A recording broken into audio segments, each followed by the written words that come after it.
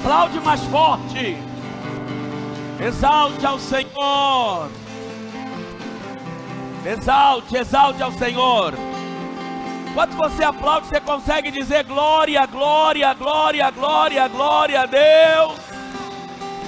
Vai, não estou ouvindo você glorificar a Jesus. Glorifica Jesus. Glória a Deus. Aleluia. Podem se sentar, amados.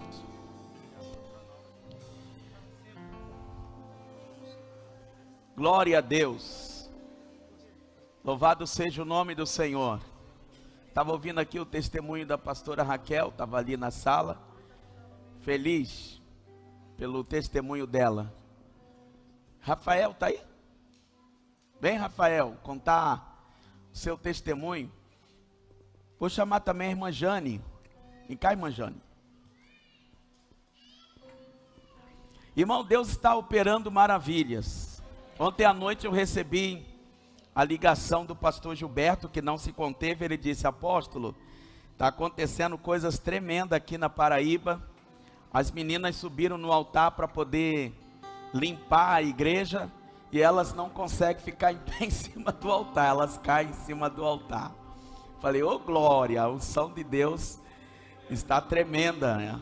Glórias ao nome de Jesus. Jesus está operando maravilhas. Hoje eu estava em casa e eu não tenho vontade de tomar café, de almoçar, de nada, irmãos. Só quero estar na presença, um estado de graça, uma coisa maravilhosa. O sábado existe, estar na presença de Deus é algo que não tem preço, amados. Você precisa encontrar este lugar de descanso. Amém? Glórias ao nome de Jesus. Pastor Jackson esteve ontem ministrando em Japeri. Bispo Luiz não estava muito bem de saúde, então ele foi abrir a campanha ontem lá. E ontem lembra que eu falei aqui que Deus nos move ao lugar aonde Ele já nos respondeu. Quando ele chegou lá, Deus usou uma irmã, uma diaconisa, que ele não sabe nem quem é, e trouxe uma resposta de Deus para a vida dele. Não foi assim, pastor? Deus é assim, Ele te move ao lugar da sua resposta. Então não tenha dúvida, você está nesse lugar porque você está no lugar da resposta. Amém, gente? Conta, irmão, testemunho. Eu saio da igreja com a santa paz do Senhor. Amém. Eu estou um pouco nervosa porque eu não estava esperando que isso seria hoje. Gente, o meu testemunho o que aconteceu foi em 2019. A primeira vez que eu fiz os 12 dias de clamor. E o apóstolo pediu que aquilo que você desejasse, você tirasse uma foto, você não fizesse um pedido. E foi uma coisa assim muito louca, porque eu deixo muitas coisas para cima da hora. Chegou no dia de eu entregar no domingo aqui, no último dia, eu tinha que tirar uma foto de uma casa. E aí eu fiquei procurando.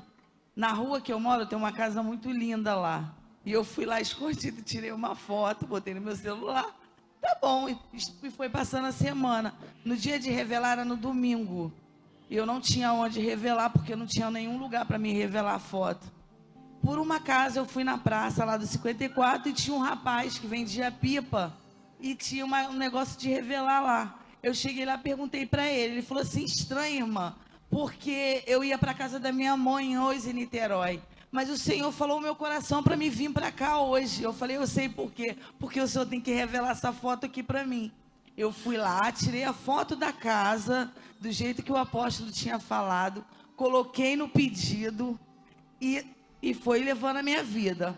Quando chegou no começo de 2020, o Senhor começou a fazer uma maravilha na minha vida. Pleno tempo de pandemia, né? Quando começou a pandemia. Foi, quando começou a pandemia, porque eu até não participei do ano passado por causa da pandemia. Então, o que acontece? Eu comprei um lote sem ter dinheiro. Eu fiz a minha casa em um ano. E eu ainda profetizei com o Senhor. Eu falei: Senhor, eu profetizo que eu vou passar o Natal de 2020 dentro da minha casa. Eu só não passei porque caiu aquela chuva toda. Mas no dia 26 de dezembro eu estava dentro da minha casa. E no dia 28 a Simone tomou o primeiro café da manhã comigo. Ei, glória a Deus! E não tem isso só não, irmão. Eu sou funcionária da prefeitura há 20 anos. Eu nunca conseguia nada na minha vida, nada. Tudo que eu tentava dava errado. Porque eu vivi 14 anos de favor numa casa que não era de estranho, da minha própria família. E eu era muito humilhada por causa disso. Eu ouvia coisas que às vezes que eu não merecia. Eu tentava fazer as coisas e eu não conseguia. Mas o Senhor me honrou naquele lugar, o Senhor me deu a minha casa e eu pedi, a única coisa que eu pedi a Deus para levar daquela casa seria um fogão novo, porque eu não queria levar o fogão velho que eu tinha lá, porque eu só conseguia comprar coisas velhas dos outros. E o Senhor me deu 3 meses antes o meu fogão, e tá lá zero, isso que a Simone que tirou da caixa, e fez o primeiro café na minha casa, no dia do aniversário dela. E aí hoje eu tive uma outra, começando a campanha no domingo, o Senhor respondeu um outro pedido que eu tinha feito para Ele. A minha mãe estava com um projeto de comprar uma casa em Itaguaí e vinha buscando, e aí eu vinha dentro do propósito aqui e pedi ao Senhor, que era para o Senhor abençoar a vida da minha mãe. E a minha mãe hoje me ligou à tarde dizendo que já fechou o negócio e dia 10 ela está mudando para a casa glória! dela. Gente, eu vou falar uma coisa para vocês. Não deixe de participar. Eu me arrependo muito de não ter participado do ano passado, mas vocês que estão aqui hoje, mesmo que seja difícil, não é fácil você chegar até aqui, mas vai até o último dia, porque quando chegar no final, as bênçãos são muito grandes. E ainda tem a barbearia do meu filho. O salão, né? Que Deus deu uma barbearia, porque eu pedi a Deus que desse uma barbearia para ele. Está lá, do lado da Simões e Santa Sofia, a barbearia do meu filho. Tudo isso dentro do propósito dos 12 dias de clamor. A minha casa está lá para a honra e glória do Senhor Jesus. Eu queria que o meu filho tivesse tirado uma foto para mostrar para vocês o que é real. Eu não tinha 1 centavo para comprar nada. Se eu disser para vocês que eu contava o meu testemunho e chegava pessoas e dizia assim: eu vou te dar 2 sacos de cimento, eu vou te dar um caminhão de areia, eu vou te dar tanto de ferro, eu vou te dar telha, eu vou te dar R$200. E nisso está lá a minha casa, para a honra e glória do nome do Senhor Jesus. E eu agradeço a oportunidade. As palmas em nome de louvam Jesus. ao Senhor. Viu? Mais uma barbearia aí, concorrência com o Luiz, com o Adelan, com o Tavinho. Que abre. Oi? Amém. Agora vocês vão conhecer a história do baiano que chegou no Rio de Janeiro sem ele nem beira. Já está casado, abençoado, prosperando. Amém. Glória a Deus. Cumprimento a amada igreja com a paz do Senhor, amém? Amém. Irmãos, vou tentar ser rápido. Em 2019, eu tinha um sonho no meu coração de comprar um carro. Eu peguei a foto do carro, coloquei no meu caderno de orçamento, que eu ando para cima e para baixo, andava para cima e para baixo com esse caderno. Cortei a foto dele, coloquei, assim que eu abri o caderno, a foto do carro estava lá. E eu falava com alguns amigos: olha, eu tenho intenção de comprar esse carro. E muitos dessas pessoas, que eu achava que eram meus amigos, falavam: pô, você não vai conseguir não, o carro é muito caro. Você é maluco comprar um carro desse, o carro é caro. Irmãos, nunca permitam que ninguém prive os seus sonhos, que alguém fale que você não vai conseguir. Creia em Deus. Passou 2019, a gente orando, campanha aqui dos 12 dias. Passou 2020, eu e Monique, a gente pegou o nosso projeto de vida. Comprei o carro que eu queria por 10 mil a menos. Comprei o carro, fui no banco, tentei fazer o empréstimo, só que os juros eram um absurdo. Pegando 10, você tinha que pagar 19, um absurdo. Falei com o Monique: amor, não é agora, vamos orar, não vamos ficar ansioso. Isso foi numa sexta-feira. Na segunda-feira fui trabalhar fazendo minhas instalações. Quando eu olho para o meu celular, 3 ligações do rapaz que me vendeu o carro. Rafael, você ainda quer o carro? Falei: quero.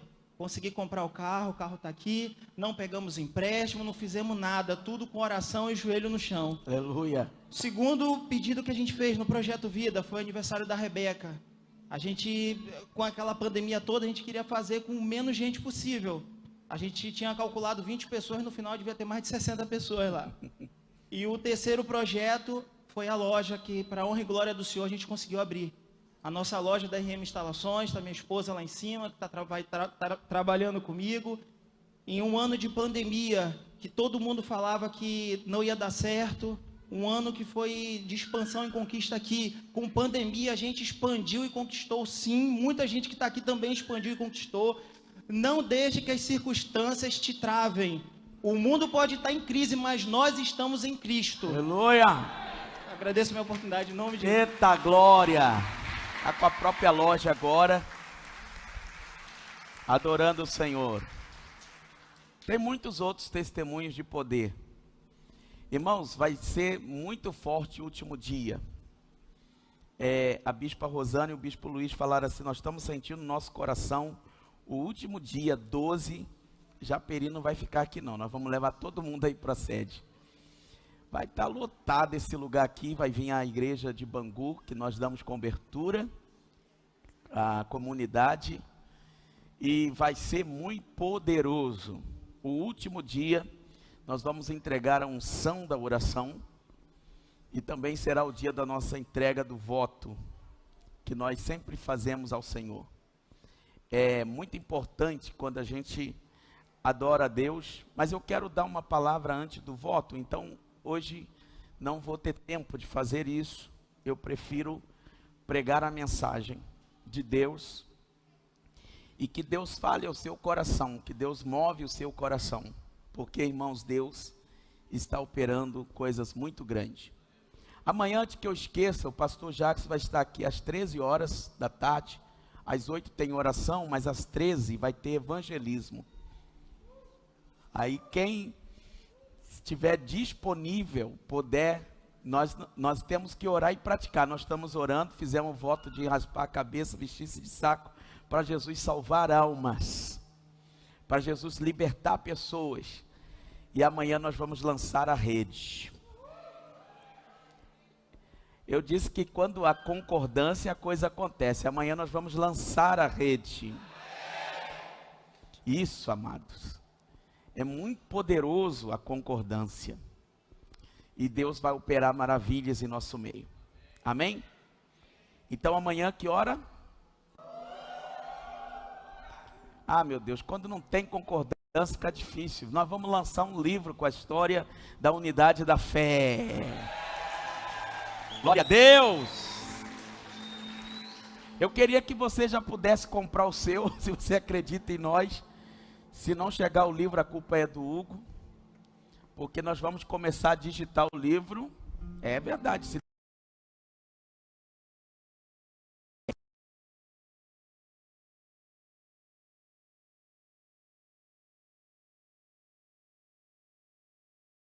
Né? E aí você vai poder conhecer a verdadeira história da fundação desse ministério que começou em São Paulo, na cidade de Santo André, no dia 15 de novembro de 2006. Então, a história da unidade da fé é uma história que assim, se culmina, né, se junta, se mescla com a minha própria história. Então, uma espécie de biografia sobre mim também vai ter nesse livro. Será muito importante se você puder participar, porque a gente vai querer a sua participação.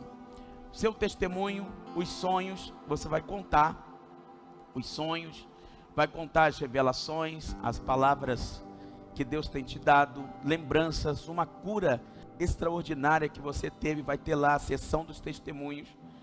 Né? A campanha dos 12 dias de clamor, desde a primeira edição, essa é a 14ª edição, para você ter ideia. Só não tivemos em 2006, mas 2007 para cá, todos os anos teve campanha de 12 dias de clamor. Então, a gente quer o seu testemunho, você que fez voto e viu resposta do seu voto, gente que nem é membro da igreja, mas aonde está participam. Nesse momento, para você ter ideia, até eu peço aos irmãos, né, não sei, nem todos estão no grupo da igreja, tem muita gente que assiste e acompanha os 12 dias de clamor pela internet, ou no YouTube, ou no Facebook. E muitos irmãos aqui têm a senha do Wi-Fi da igreja.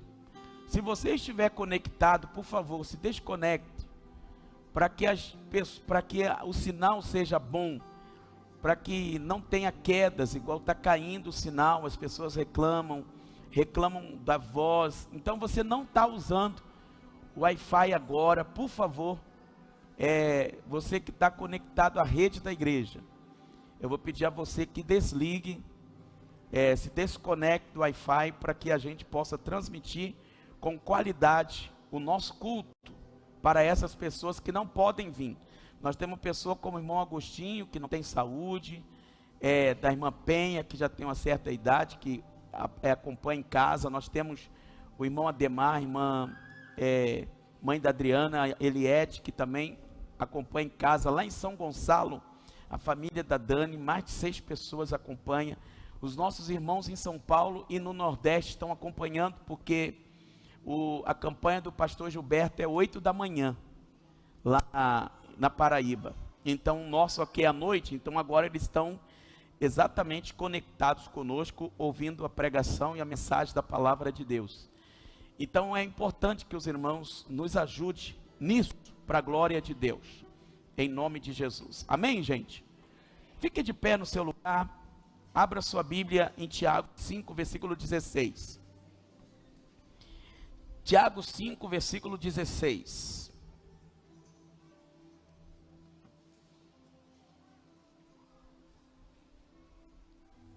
Louvado seja o nome do Senhor. Quem achou diz amém? Quem não achou, diga eu amo a Bíblia. Eita. Tiago, capítulo 5, versículo 16. Confessai, pois, os vossos pecados uns aos outros, e orai uns pelos outros, para serdes curados. Muito pode, por sua eficácia, a súplica do justo. Repitam comigo: confessai, pois, os vossos pecados uns aos outros, e orais uns pelos outros, para serdes curados. Muito pode, por sua eficácia, a oração feita por um justo. Senhor, eu tenho lido a sua palavra, fala conosco, revela a tua vontade, esclareça para cada um de nós coisas que ainda não estão claras, que nós possamos entender o propósito da oração, em nome de Jesus, amém. Pode assentar, meus irmãos. Quantos consideram que Elias era um homem de Deus? Elias era um homem de Deus. Ele orou e fogo desceu do céu. Mas nesse mesmo texto que você acabou de ler comigo, no versículo seguinte, que é o 17, está escrito: Elias era homem semelhante a nós, sujeito aos mesmos sentimentos, e ele orou com instância, com insistência, para que não chovesse sobre a terra. E por 3 anos e 6 meses não choveu. Depois ele orou de novo, presta atenção, ele orou de novo, e o céu deu a chuva, e a terra fez germinar os seus frutos. Por que eu li a palavra cor, de coração? Com coração. Então o que é a concordância? Com coração. Diga comigo: com coração. Agora a frase junto: com coração. Isso aí, quando 2 pessoas concordam em algo, é como se seus corações estivessem juntos. Diga: corações juntos. Crianças, não conversem, presta atenção. Desde a escada aí, ó. Hein? Diga, corações juntos. Por isso que o diabo não quer a esposa unida ao esposo. Por isso o diabo não quer a igreja unida ao pastor. Por isso que o diabo semeia divisão no meio da família. Porque as orações, elas não podem ser ouvidas, porque Deus estabeleceu uma lei, e essa lei é a lei da concordância, que ele só pode ouvir a oração se duas pessoas concordam com o coração. Desta forma, o Senhor promete responder a oração. Aonde eu quero levar vocês esta noite? Eu quero levar vocês a entender que Elias era um homem igual eu e a você. Elias comia feijão, Elias era um homem que buscava a face de Deus também, mas era um homem comum. E ele orou, e 3 anos e 6 meses não choveu, depois orou de novo, e o céu se abriu. E o que Elias estava? Com o poder de fechar o céu, e com o poder de abrir o céu. Olha só que coisa tremenda isso. Diga comigo, Elias tinha o poder de fechar os céus e de abrir os céus. Imagine se eu chego para você e eu digo que você tem uma chave. Só que você não sabe para que serve essa chave. Eu vou lhes fazer uma pergunta. Eu tenho uma chave aqui no meu bolso, é a chave do meu carro. A chave do meu carro liga o seu carro? A chave do seu carro liga o meu carro? A chave da sua moto liga o carro do irmão? Não, cada chave para cada carro, cada chave para cada cadeado.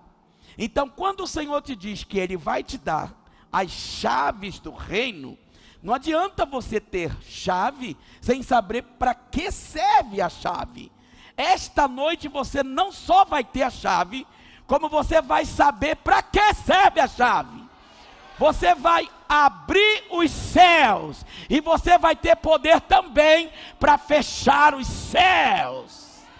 Quando a palavra diz que Deus nos dá o poder para ligar e desligar, quando Ele diz, tudo que ligardes na terra, terá sido ligado no céu, tudo o que desligardes na terra, terá sido desligado no céu. Olha que coisa tremenda, o Senhor com essas palavras, Ele está dizendo que eu tenho o poder de abrir os céus, e eu tenho o poder de fechar os céus. Eu tenho o poder de permitir, e eu tenho o poder de proibir. Oh, que maravilha! Baixa um pouquinho meu som, o meu retorno tá alto. Nós temos o poder de abrir. A Bíblia fala que, lá no livro de Apocalipse, que essas testemunhas que iam aparecer, seria uma figura de Moisés, e outra seria a figura, olha o que diz aqui comigo, Apocalipse 11, abre gente por favor, 11:3, darei as minhas 2 testemunhas, que profetizem por 1260 dias, e essas testemunhas que vão vir vestidas de pano de saco. Não sou eu não, tá? Eu estou vestido de pano de saco, mas não sou eu. Às vezes eu acho que o Michael e o Luiz são as 2 testemunhas que vão ficar aí para o Apocalipse. Andam juntos. Olha só o que diz. Os 2 ali estão tentando entender o que eu estou falando. São estas 2 oliveiras, os 2 candeeiros, que se acham em pé diante do Senhor da terra. Se alguém pretende causar-lhe dano, sai fogo da sua boca e devora os inimigos. Sim, se alguém pretende causar-lhe dano, certamente deve morrer. Elas têm autoridade para fechar o céu, para que não chova durante os dias em que profetize. Tem autoridade também sobre as águas, para convertê-las em sangue, bem como para ferir a terra com toda sorte de flagelos, tantas vezes quantas quiserem. Meu Deus do céu, eu preciso dessas chaves. Foi o Senhor quem chamou o seu servo os seus discípulos e perguntou: quem diz os filhos do homem ser o filho do homem? Uns dizem que tu és Elias, outros dizem que tu és Jeremias, outros dizem que tu és um dos profetas. Jesus perguntou: e vós, quem dizeis que eu sou? Pedro tomou a palavra e disse: tu és o Cristo, o Filho do Deus vivo. Aí Jesus lhe disse: Pedro, não foi carne e sangue que te revelou, não, essa veio do alto. Pois eu te digo que tu és Pedro. Sobre esta pedra eu edificarei a minha igreja, e as portas do inferno não prevalecerão contra ela. Sabe por que as portas do inferno não prevalecem contra a igreja? Presta atenção. Porque o Senhor disse a Pedro: e eu te darei as chaves. Não é uma chave. As chaves do reino. As chaves do reino. As chaves que te permitem entrar. As chaves que abrem e as chaves que fecham. Eu te darei as chaves do reino. E quando ele diz: eu te darei as chaves do reino, eu te darei os segredos do reino. Eu vou te mostrar, Pedro, como abre os céus e como fecha os céus. Quer ver uma coisa muito simples? Quando você ora a Deus com fé, você abre os céus, você destranca. Só que no momento que você vai orar, você se lembra que você tem alguém que você não perdoou. Com isso você tranca o céu. Por que muitas orações não são ouvidas? Porque você não conhece as chaves. Nós vamos ter essa mensagem aqui só especificamente sobre as chaves que trancam, os obstáculos que trancam os céus. Por que muitas orações não são ouvidas? Porque tem muita gente trancando, amados, os céus. Os céus estão cerrados sobre a sua cabeça. E você precisa entender isso. Mas hoje o que eu preciso é que você tenha as chaves. Porque quando Jesus morreu e antes de ressuscitar desceu às partes mais baixas do inferno, sabe o que ele fez? Ele tomou as chaves da mão de Satanás, a chave da morte e do inferno. E ele diz: eis que todo poder é me dado no céu e na terra. Escute o que eu disse, que Jesus disse: foi-me dado todo o poder, não só no céu, mas também na terra. Então vamos continuar avançando no nosso estudo aqui. Eu quero começar esta mensagem desejando do fundo do meu coração que você compreenda quão grande é a mente de Deus. A mente de Deus é mais importante do que a mão de Deus. A mão de Deus, ela fala dos atos de Deus, o que Deus é capaz de fazer, mas a mente de Deus expressa a sua sabedoria.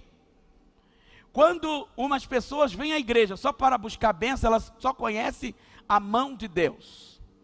Mas quando as pessoas querem viver um relacionamento, uma comunhão com Deus, elas começam então a descobrir a mente de Deus. Houve um homem que ele conseguiu um relacionamento com Deus, né? E ele conheceu tanto a mente de Deus, que ele ficava 40 dias na presença de Deus. O nome dele é Moisés. Conhecer os atos, os feitos de Deus, não desenvolve um relacionamento com Deus, de forma alguma. Porém, aqueles que conhecem a mente de Deus, são envolvidas pela mente de Deus, de tal forma, que você desenvolve uma credibilidade, um crédito com Deus, que só tem quem o conhece. Nós sempre cantamos um louvor aqui: ó profundidade da riqueza, tanto da sabedoria quanto do conhecimento, quão insondáveis são os teus caminhos. Quem conhece a mente desse Deus, não há outro igual a Ele, nem ninguém acima dEle, porque por Ele, para Ele e dEle são todas as coisas. Quem conheceu a mente do Senhor para que possa instruí-lo? Não há quem possa instruir a Deus. A sua sabedoria é incalculável, de enorme. Moisés, ele tinha, amados, essa credibilidade com Deus, E isto tornou Moisés um homem espetacular. Conhecer a mente de Deus é descobrir o propósito pelo qual eu existo. Então, meu sogro contava uma piada essa semana, que eu só ouvi por alto, de que aquele Ronald Golias estava fabricando uma máquina. E ele começou a fabricar a máquina e fabricando uma máquina, e no final alguém perguntou para ele assim: tá bom, você está fabricando essa máquina, para que serve essa máquina? Ele diz assim: aí é outros 500. Eu sei que eu tenho que fabricar a máquina, agora para que ela serve nós vamos descobrir depois. Então, quando você não sabe para que serve aquela coisa, ela se torna o que para você? Inútil. Quando você pega algo e você olha assim, rapaz, o que será isso aqui? É igual a criança, o bebê, você já viu? Ela pega uns negócios assim, aí ela não sabe para que é, ela pensa, comida. Ela não sabe para que serve. Mas aí ela vai crescendo, ela vai desenvolvendo, ela pensa, rapaz, isso aqui é um controle. E isso aqui serve para eu ligar e desligar. E aí ela mesmo vai lá na televisão, liga e desliga. Aí você fala, meu filho está desenvolvendo a mente. É isso que Deus está esperando que você faça com a oração. Que você entenda que você tem um controle na mão, mas não é para você ficar comendo. Esse controle te dá o poder de ligar, ligo, desligo, ligo, desligo, ligo, desligo. Quem vai aplaudir? Liga e desliga. Aleluia! Quando você decide, irmãos, orar, ou você vai ligar algo, ou você vai desligar algo. Esse foi o propósito da oração. Deus não fez nada sem propósito. E uma coisa incrível, eu tenho que entrar agora pelas explicações que Dr. Myles Munroe, esse homem que já dorme no Senhor, deixou um grande legado para nós. Ele diz uma frase maravilhosa, ele diz: a maior tragédia na vida não é a morte, mas uma vida sem propósito. Ele diz, é mais trágico estar vivo e não saber o porquê, do que eu estar morto. Se eu não sei para que eu existo, é melhor que eu morra. Se eu não sei para que eu sirvo, porque eu estou aqui, é melhor que eu morra. Mas quando eu sei porque é que Deus me chamou, porque é que eu existo, então faz sentido a minha vida e com isso eu quero viver. Todas as pessoas que desejam se suicidar, elas não têm, na verdade, conhecimento da vida. Elas não sabem para que elas servem. Em Provérbios 19, 21 está escrito assim: aos homens cabe fazer os planos, mas são os propósitos de Deus que se estabelecerão. Em outras palavras, Deus está dizendo que os propósitos são mais valiosos do que os planos. O propósito é mais valioso do que os planos.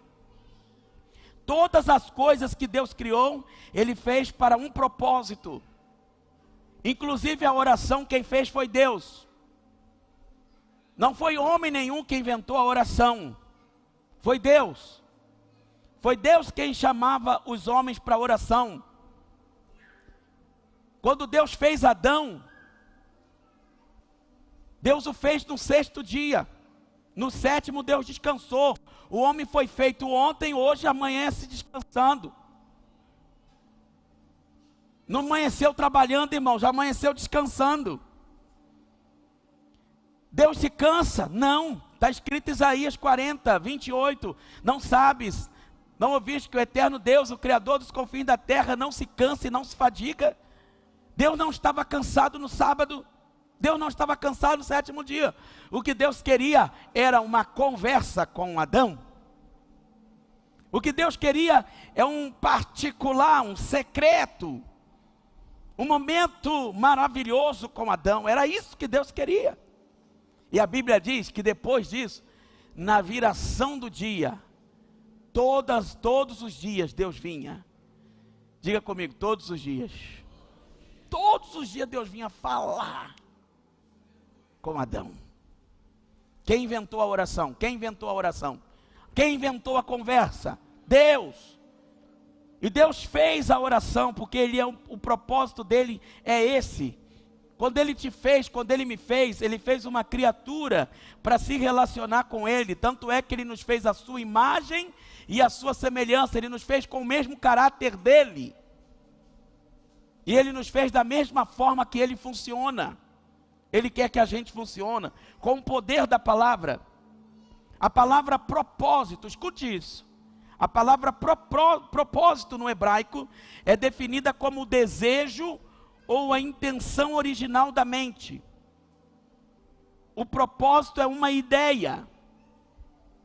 A ideia original. Então o propósito é a razão da existência de algo. O propósito é a motivação para começar uma criação. Eu vou criar algo. Porque foi assim que Deus fez, presta atenção. Ele disse, haja luz e houve luz. Vamos fazer os luminares, fez os luminares. Vamos que apareçam os animais, que apareçam as relvas, a floresta, dentro de cada fruto a sua semente, conforme a sua espécie. E viu Deus que tudo era bom. E de repente, no 26 ele fala, eu tive uma ideia. Façamos o homem, conforme a nossa imagem, conforme a nossa semelhança, para que ele tenha domínio. Igreja, diga bem forte comigo, domínio. Que o homem tenha domínio. E esse domínio, o Senhor diz, é sobre os peixes, sobre as aves do céu, sobre os répteis que rastejam sobre a terra, sobre tudo. A Bíblia diz no Salmo 8, que nós fomos feitos um pouco menor do que Deus, e que tudo que existe na terra, Ele colocou debaixo dos nossos pés. Tudo o que existe, Deus colocou debaixo dos nossos pés. Sempre foi a vontade de Deus que você reinasse. Sempre foi a vontade de Deus que você fosse líder. Deus nunca planejou que você estivesse embaixo. Deus sempre planejou que você estivesse em cima. Deus lhe deu domínio. O porquê de algo existir é chamado de propósito. E se você não sabe por que algo existe, qual é a sua utilidade? Você não usará. Da mesma maneira acontece com a nossa vida. Se você não sabe o porquê da sua existência, não aproveitará o seu tempo de vida e nem usará todo o seu potencial. Engraçado que eu tive um carro, quando eu comprei zero, em 2011, eu olhava sempre para uma alavanquinha que tinha debaixo do volante. E eu nunca li o manual. Todo mundo compra uma TV, um celular, ninguém lê manual. Ninguém lê. Você só procura o manual quando algo não funciona. Não está funcionando e você vai lá, quer ler o manual para você saber por que está assim.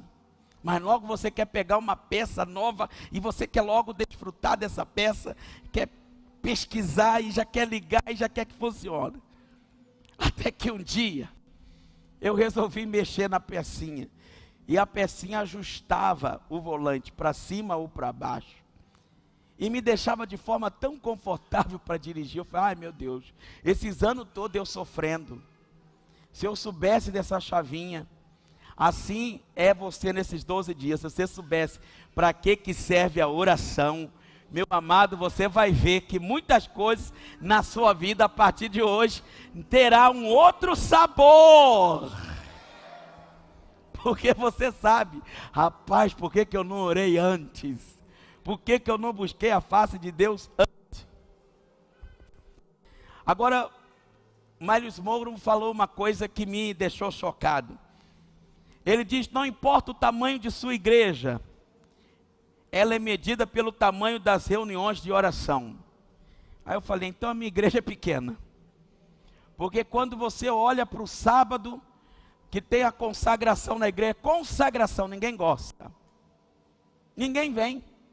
Irmãos, as igrejas antigas não eram assim.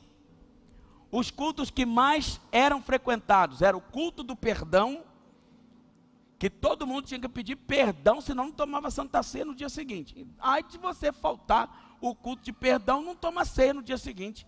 Tem igreja que até hoje, se você não apresentar o cartão de dizimista e o cartão de membro em dia, você não toma ceia. Agora está livre, né? Venha como está, fique como quiser, come e beba. Agora tá feira. Mas antes não era assim, não. Então os irmãos estavam lá na oração, os irmãos tinham prazer na oração. Eu lembro que a gente ia de manhã, quando criança, para as orações. Então, amados, a gente precisa quebrar alguns paradigmas aqui, rapidinho, para a gente desenvolver. Todos os domingos as igrejas estão cheias, mas as reuniões de oração são as mais vazias. Mentira ou verdade que eu estou falando? Qualquer igreja você vai estar lá. Somente algumas meia dúzia de irmãos, quando dá meia dúzia. E ele falou uma coisa que eu concordo com ele, ele disse assim, toda a Bíblia, você pode ler de Gênesis a Apocalipse, não existe ministério de intercessão. Não existe ministério de intercessão. Você vai ver pessoas intercedendo, mas ministério de intercessão como um dom, não. Essa foi mais uma estratégia da igreja, para a gente transferir a responsabilidade para meia dúzia de irmãos orarem por mim. Crente 6 horas. 6 horas por mim, 6 horas por mim, 6 horas por mim. Você nunca ora, porque você diz, tem um ministério de oração na nossa igreja, que é dirigido pelas irmãs, as irmãs oram, as irmãs sabem, estão orando por nós. Isso te isenta da responsabilidade de orar? Não. Queridos, eu queria que você encarasse a oração como um privilégio. Não transfere isso para os outros. Jesus já foi lá na cruz do Calvário e quebrou o muro de separação que existia, de inimizade entre você e Deus. Agora você não precisa de sacerdote mais para ir diante de Deus. Você não precisa de Maria, você não precisa de Antônio, não precisa de Francine, não precisa de Xavier, você não precisa de mais ninguém. Você direto pode entrar na sala do trono. Para que eu vou transferir para outro esse meu privilégio? Irmão, se você mesmo pode falar com o prefeito, por que você precisa do secretário? Se você mesmo pode ir ao presidente da república, eu garanto que se você tivesse acesso direto a ele, você não pediria para vereador, deputado federal, estadual, nem ninguém, você iria direto a ele. Deus não precisa de deputados federais, estaduais, vereadores, para você chegar a ele. Quando você dobra o seu joelho, você automaticamente conecta-se ao trono e ele ouve a sua oração. Aleluia! Por isso nós encontramos passagens de muita gente intercedendo, mas ministério de intercessão não. A obrigação de orar é de todos. Eu queria que todos dissessem, a obrigação de orar é de todos. Sua vez de falar, vai. Olha para esse irmão que está do seu lado e vê se ele escuta. Não é de todos não, para ele você fala, é sua. Não, a obrigação de orar é sua.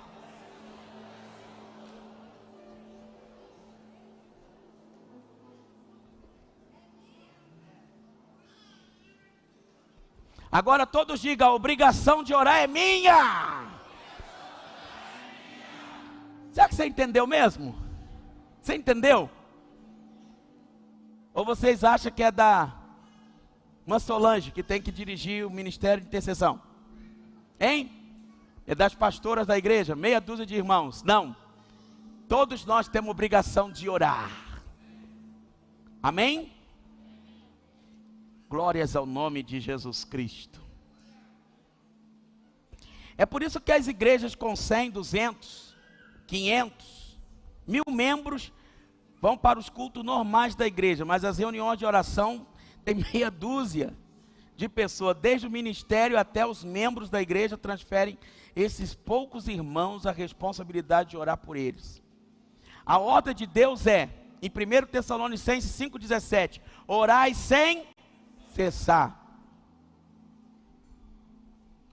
Por que as reuniões de oração então são vazias? Vamos responder isso aqui. Por que que as pessoas não gostam de orar? Porque algumas pessoas começam a orar e desistem. Elas põem um propósito de oração e daqui a pouco não conseguem concluir. Não, eu vou orar de madrugada. Eu botei um propósito, vou orar de madrugada. Daqui a pouco elas não estão orando mais de madrugada. Não, eu vou orar todo dia meio-dia. De verdade, irmão, com sinceridade. Quem já começou aqui propósito de oração e não terminou? Levante a mão. Olha aí, quanta sinceridade. Isso é bonito de ver. Eu também já comecei. Muitos propósitos de oração. Madrugada. Aí parece que não responde. Parece que a coisa está difícil. Por que tem gente que tem medo de orações? Tem gente que tem medo de orações. As respostas para isso está porque estas pessoas não obtêm os resultados que esperam, ou os resultados não vêm na hora imediata em que elas estão orando. E todos nós queremos respostas rápidas, sim ou não? Aí quando a gente não tem a resposta, a gente tem a noção de que a gente está falando com nada. Essas reuniões de oração, na maioria das vezes, elas gastam tempo, elas gastam esforço, se tornam experiências depressivas, frustrantes para muitas pessoas, porque aparentemente nada acontece para elas. A verdade é que nós passamos agora 24 horas de oração. Agora, na virada de 31 para 1º, a gente passou um dia aqui com poucas pessoas. E parece, irmãos, que nada aconteceu. Parece, mas aconteceu. Deus está agindo, Deus está operando.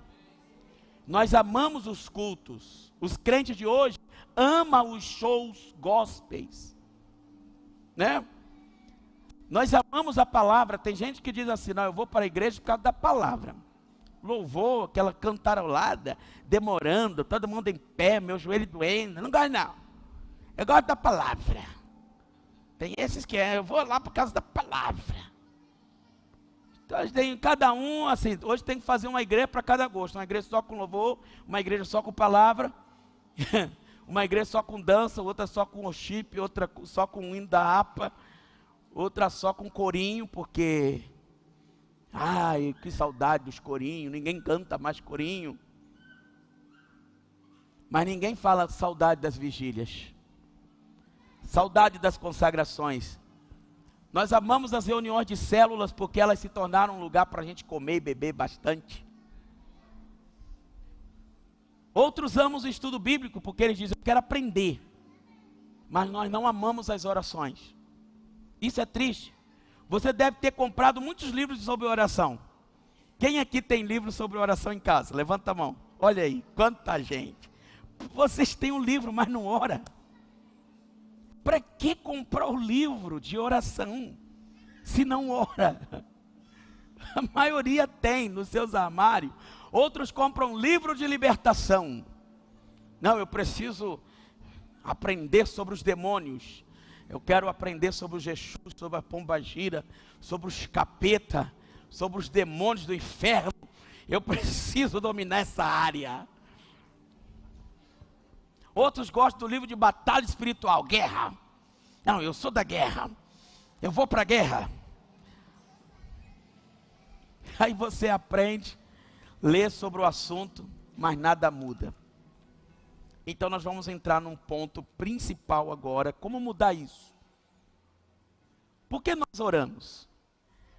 Primeira coisa que eu queria que você observasse é o que está em Mateus 6, versículo 5.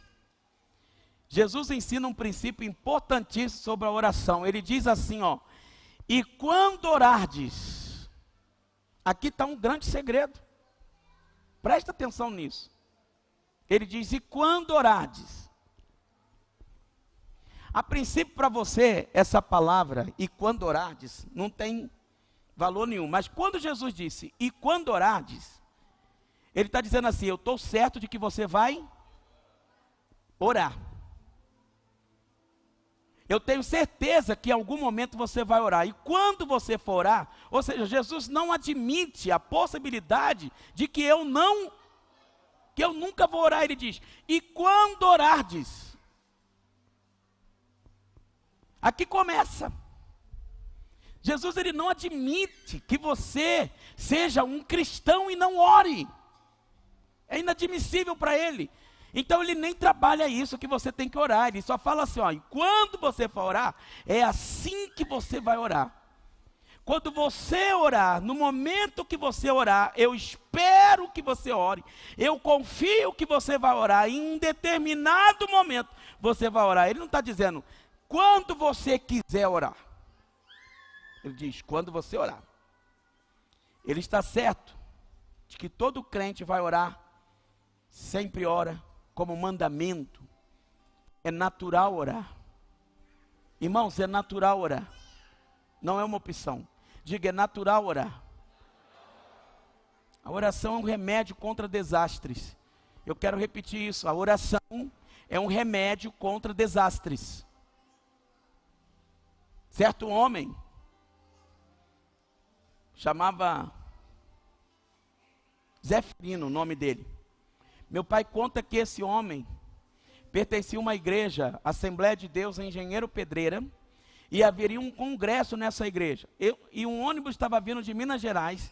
Às 5 horas da manhã, Deus despertou esse irmão e disse assim, levanta e ora pelo ônibus da igreja que está vindo de Belo Horizonte. E ele pegou cansado e falou, não. Aí Deus ficou insistindo, levanta e ora, e ele não orou. Levanta e ora, ele não orou. Sabe o que aconteceu, irmãos? Ao amanhecer, a notícia da igreja triste, o congresso que ia começar, não pôde começar, porque estavam todo mundo preocupado, porque o ônibus virou em Juiz de Fora e matou todos os irmãos que estavam dentro do ônibus. Aquele irmão sentiu um peso. Aí você vai falar assim, mas Deus não era poderoso para livrar? Deus não poderia ter revertido o desastre? Sim, verdade. Mas você não sabe de uma coisa, que você vai aprender agora. Você não sabe de uma coisa, que você vai aprender agora. A oração, ela é a permissão para Deus agir na terra. Como isso? Parece uma heresia, mas não é.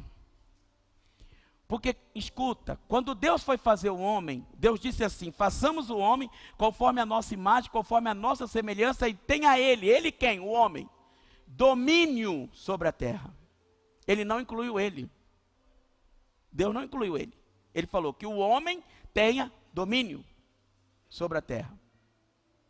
Aí você vai pegar vários textos bíblicos, inclusive um que está em Salmo 115, versículo 16, lá está escrito assim, os céus são os céus do Senhor. Os céus pertencem a quem? Mas a terra Deus deu aos filhos dos homens. A autoridade legal aqui na terra, irmãos, é o homem. O poder de ligar e desligar aqui na terra é meu e seu. Deus não faz nada até que você ore. Eu vou repetir. Deus não fará nada até que você ore.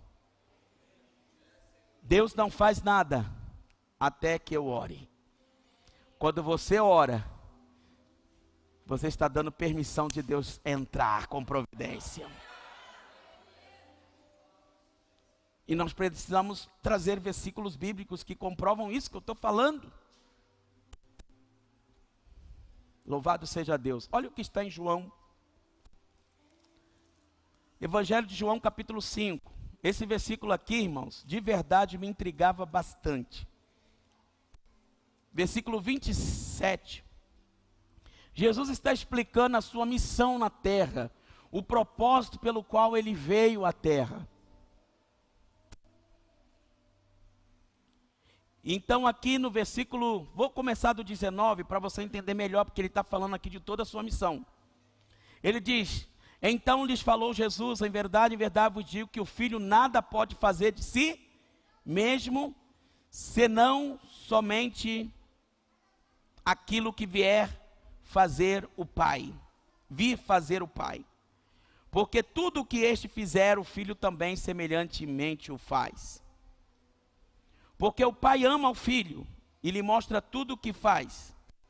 E maiores obras do que esta lhes mostrará, para que vos maravilheis. Pois assim como o Pai ressuscita e vivifica os mortos, assim também o Filho vivifica aqueles a quem quer. E o Pai a ninguém julga, mas o Filho confiou todo o julgamento, a fim de que todos honrem o Filho, do modo porque o homem o honra o Pai. Quem não honra o Filho, não honra o Pai que o enviou. Em verdade, verdade vos digo, quem ouve a minha palavra e crê naquele que me enviou, tem a vida eterna e não entra em juízo, mas passou da morte para a vida. E em verdade, verdade vos digo que vem a hora e já chegou, em que os mortos ouvirão a voz do Filho de Deus, e os que a ouvirem viverão. E lhe deu autoridade, versículo 26, porque assim como o Pai tem a vida em si mesmo, também concedeu ao Filho ter vida em si mesmo. Agora vem o versículo que eu disse para você que me intrigava. Ele diz assim, ele deu autoridade, o Pai deu autoridade para julgar, porque é filho do... Aqui não está dizendo que Jesus tem autoridade na terra porque ele é filho de Deus, porque ele é Deus. Está dizendo que Jesus tem autoridade sobre a terra porque ele é filho de... Ele é carne como eu e você. Se Jesus não tivesse vindo em carne, ele não poderia ter autoridade de andar sobre as águas, de ressuscitar os mortos, de fazer paralítico andar, de multiplicar pães. A autoridade sobre a terra é dada sobre os homens. Então Jesus precisou se humilhar, assumindo a forma humana. E a forma humana é um espírito dentro de carne. É por isso que a gente faz essa pergunta: se Deus é soberano, por que então orar? Se Deus não pode ser influenciado por nós, então por que orar? Se Deus não pode ser afetado pelo que nós falamos, Ele é Deus, então por que orar? Se Deus é poderoso, onisciente, onipresente, onipotente, não faz sentido a gente orar. Ele faz tudo o que Ele quer. 3 respostas para essas perguntas, amados. Deus, Ele coloca, Deus é soberano, assim como é soberana a sua palavra. E Deus está limitado pela sua palavra. Deus nunca violará a sua palavra. E Deus coloca a sua palavra acima dele mesmo, está em Salmo 138, 2. Deus coloca a sua palavra acima dele mesmo. Ele falou, virou lei. E vira lei para ele também. Então quando ele diz que o homem tenha domínio sobre a terra, pronto, é o homem que tem. Satanás não tem poder nenhum aqui. O poder que tem um homem, aquele que foi regenerado por Jesus Cristo, tem autoridade sobre a terra. É por isso que a gente domina leões, é por isso que a gente domina elefantes, é por isso que o homem represa a água, é por isso que o homem domestica animais. Nós temos poder sobre a terra. E a nossa maior arma é a chave que nós temos. A chave que pode ligar a terra e desligar na terra também. A chave que destrava o céu e a chave que trava o céu. Você está aprendendo nesse lugar que há chaves nas suas mãos. E estas chaves você vai poder destravar, permitir, ligar, desligar. Oh glória! Oh aleluia! Eita Deus! Por isso, amados, que uma coisa interessante está em Lucas, versículo 2, já estou concluindo, tá? Aguenta mais um pouquinho.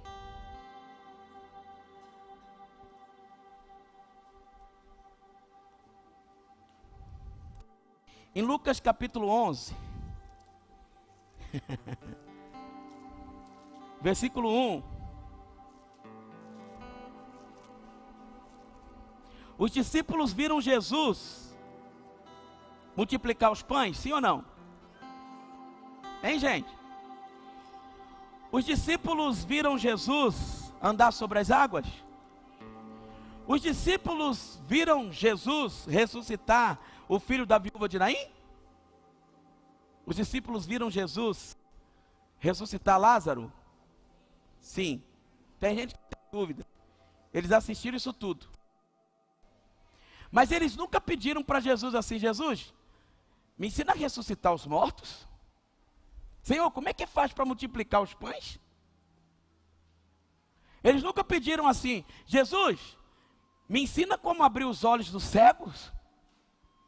Senhor, me ensina a fazer um paralítico andar. Nunca. Eles nunca pediram isso para Jesus. Mas eles pediram para Jesus: Jesus, ensina-nos a...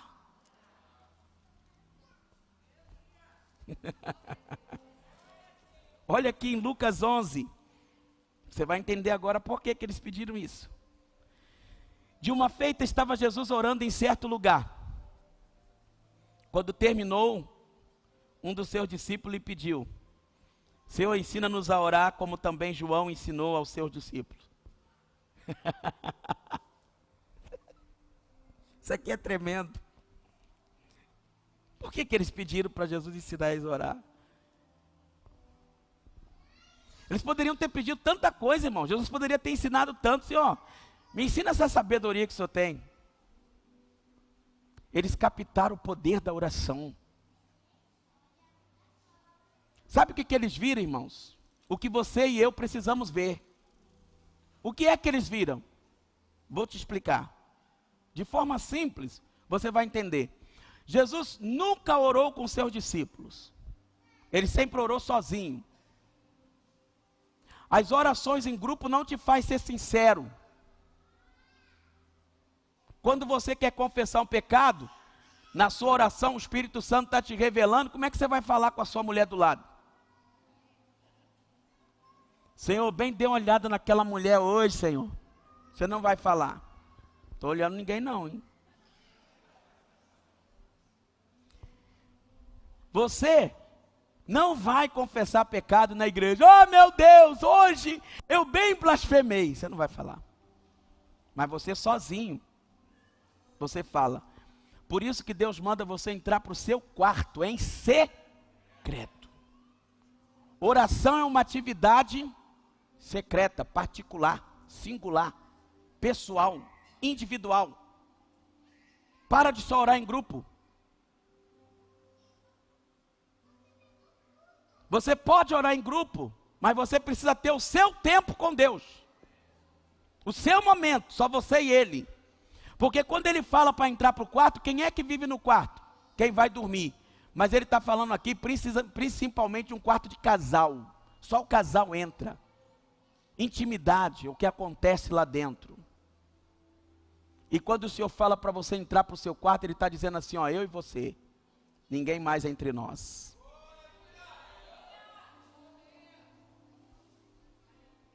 Então, imagine que Jesus começava o dia por volta de 4 da manhã.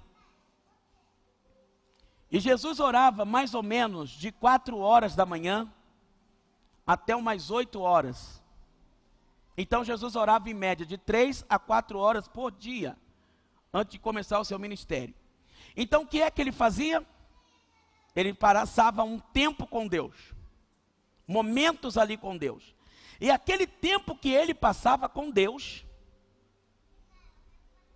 quando ele encontrava um cego, ele olhava para o cego e falava, vê, tua fé te salvou. Aí os discípulos, mas como isso é tão fácil? Ah, está indo o defunto, é uma viúva que está chorando, para o enterro.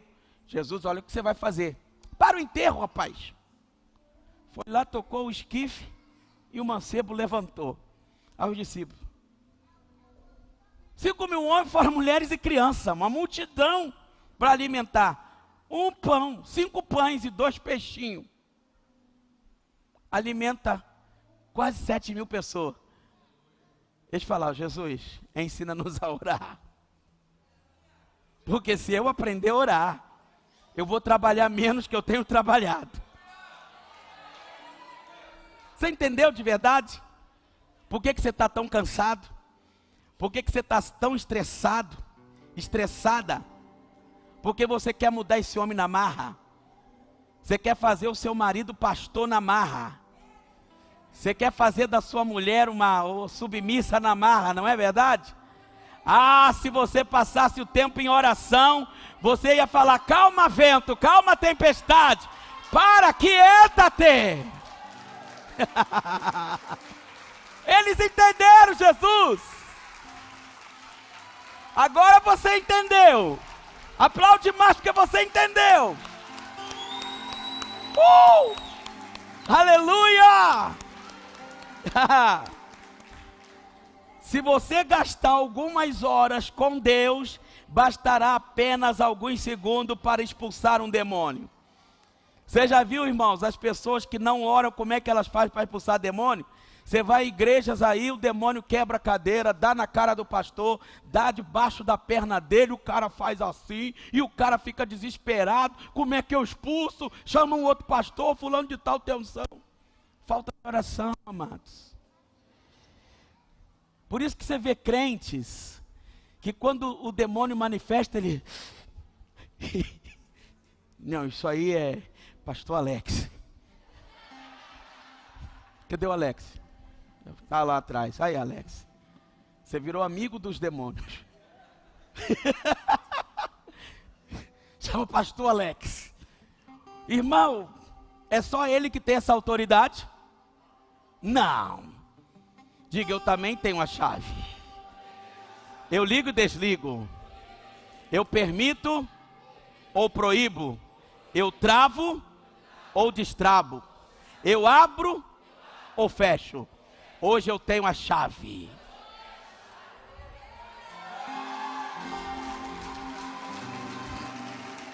Aleluia! Glória a Deus! Glória a Deus!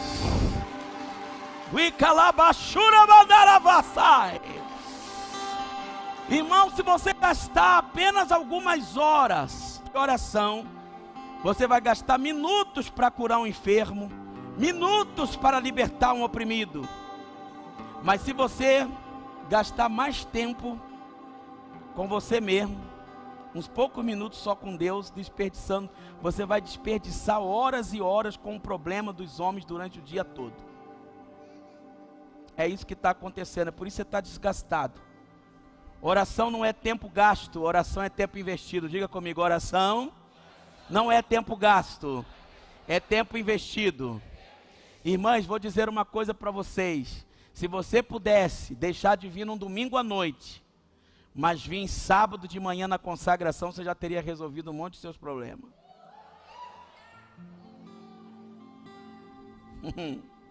Estou te falando. Por isso que você está correndo atrás. Jesus gastava tempo orando porque ele tinha uma vida comprometida com a oração. Jesus sabia, irmãos, qual é o preço da oração, qual o resultado dela.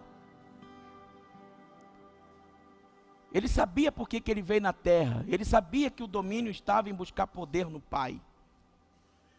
A única criatura, irmãos, que tem direito sobre a terra é o ser humano. Então eu encerro, concluindo dizendo uma coisa para você, muito simples.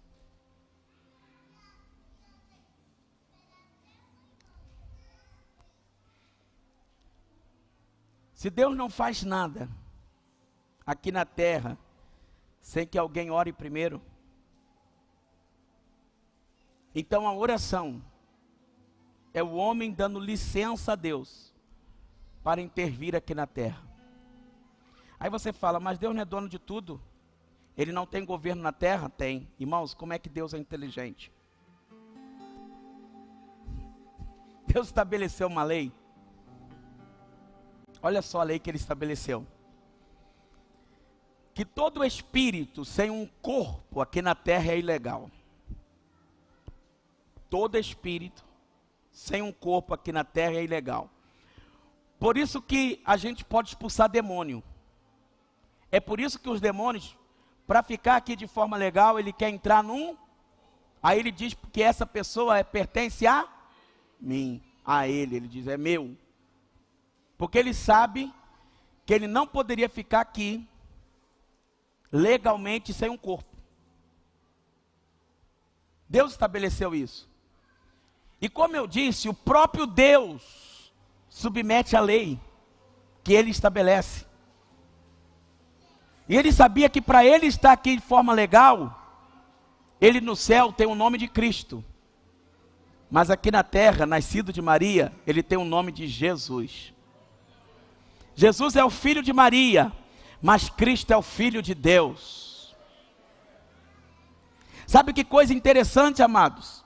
É que o sangue da mãe, enquanto está gerando uma criança, é gestante, não se mistura com o sangue do filho.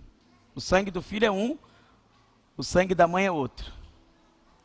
Deus já estava vendo lá na frente, Maria gerando Jesus. Se o sangue de Maria fosse o mesmo sangue de Jesus, o sangue de Maria teria tanto poder quanto o sangue de Jesus.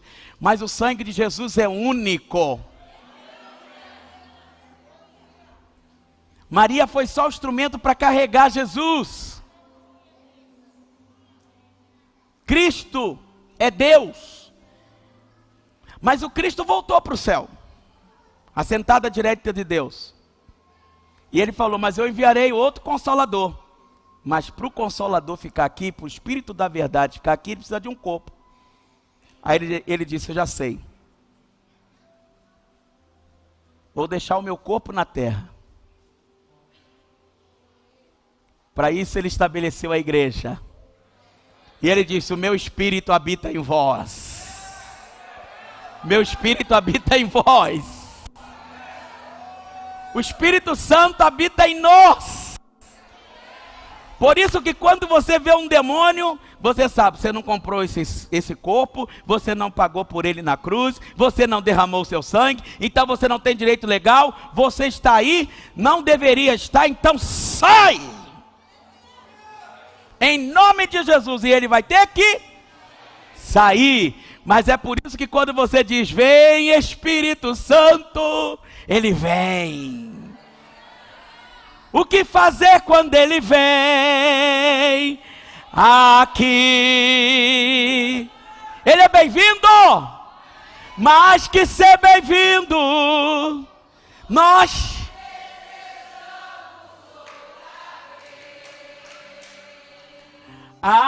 aqui. Fique de pé, porque eles vão ficar enrolados sem vocês aí. O Espírito Santo está aqui.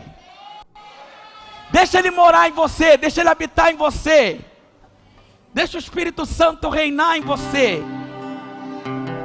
Alabacandaraia. Todas as vezes que Deus apareceu a Abraão, ele apareceu em forma humana. Apareceu de forma física. Jesus é Deus encarnado, o verbo que se fez carne, porque ele não invalida a sua palavra. Deus espera que você ore para ele agir. Irmão, será que Deus vai poder contar contigo esse ano? Quantos vão orar aqui? Diga amém bem forte. Quando você ora, Deus age. Quando você para de orar, Deus para de agir.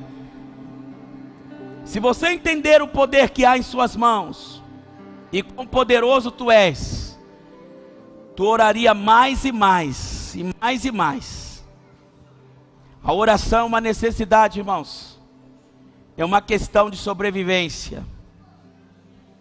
Eu queria que nós pudéssemos adorar o Senhor, porque a forma legal do Espírito de Deus estar aqui é no nosso corpo, que é o templo do Espírito Santo, que é a casa de Deus. Eu não sei o que é que você precisa destravar no céu hoje. Destrava. Você tem a chave. Você tem a chave. A chave você trava, com outra chave você destrava. Liga e permite. O que adianta você ter uma chave na sua mão se não sabe para que ela serve? A oração serve para isso, para você ligar e desligar.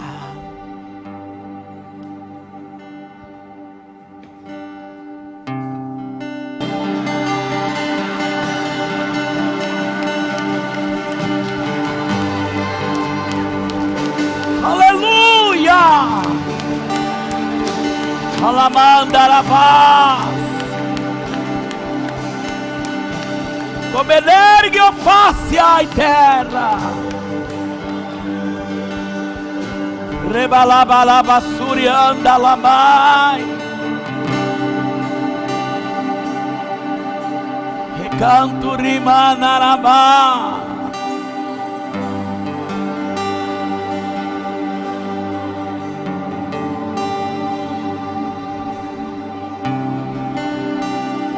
Adore aquele que é digno de abrir o livro e desatar os seus selos. Aquele que era, aquele que é, aquele que há de vir, o Todo-Poderoso. Dei glória, glória, glória, glória, glória. Toda a igreja glorificando ao nome de Jesus, isso. Toda a igreja glorificando o nome de Jesus. Glória, glória, glória, glória, glória. Glória, glória, glória, glória, glória. Recebeste o Espírito Santo pelas obras da lei ou pela palavra da fé? Juíque darabassuri mitarabalá. Xerregemeneragai. Wiprapropra xergueomovogiaceia. Toda a igreja, glória, glória, glória. Glória, glória. Glória! Oh! Unção, Senhor, unção! Unção!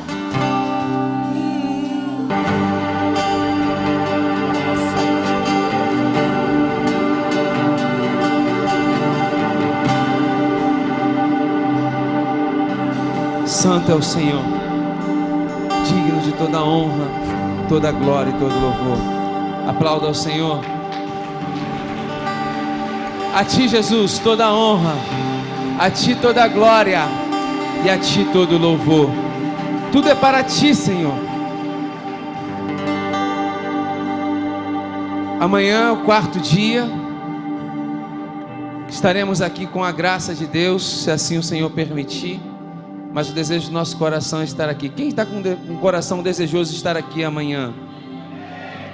Já temos bastante gente aqui para amanhã. Então você chegue cedo. A gente vai se organizando um pouquinho melhor para a gente conseguir botar um pouco mais de cadeiras aqui no salão. Aquele que nos visita, para que ele possa ficar com a gente. Amém? Que a primeira impressão seja boa. Que Deus te abençoe.